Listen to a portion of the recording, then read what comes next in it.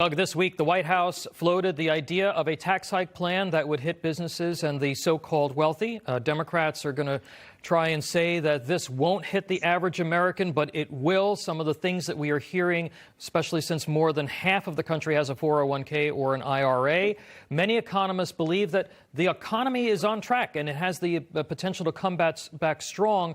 What do you think the logic is in risking depressing that recovery with some broad tax increases? Well, I am a fiscally moderate to conservative Democrat. I worked for Bill Clinton.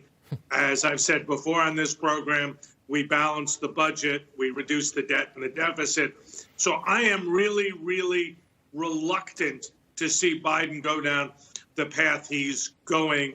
I think that Democrats should be very, very cautious about tax increases. I think they need to be particularly cautious about increasing the capital gains tax, given the fragile nature of our recovery. And I'm one of those who wants to do whatever tax fixes there are on a bipartisan basis with the Republicans, not to do it with 50 or 51 votes or with reconciliation.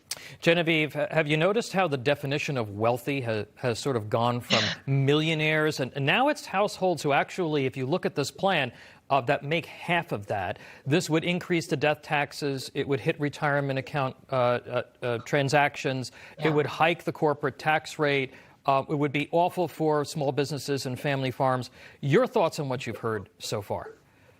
Yeah, well, I mean, anytime we have a discussion like this, the definition of rich always keeps going down the scale. And the next thing you know, we're all wealthy, apparently. Look, when these kind of hikes go in, rents go up, the cost of food goes up, the cost of gas goes up. So everybody ends up getting hit by this. And look, the Congressional Budget Office just put out a report, I think it was last week, saying that even though we're on track for tax revenues to be higher than they've ever been, our spending is still going to outpace that. So it doesn't matter how much you tax. You'll never find enough rich people, or how you define rich, to pay for the kind of spending we see going on in Washington.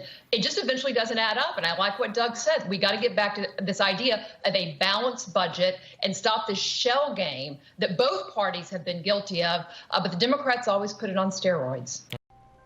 Thanks for watching the Heritage Foundation's YouTube channel. With more than 500,000 members, we are the nation's largest conservative research and education institution.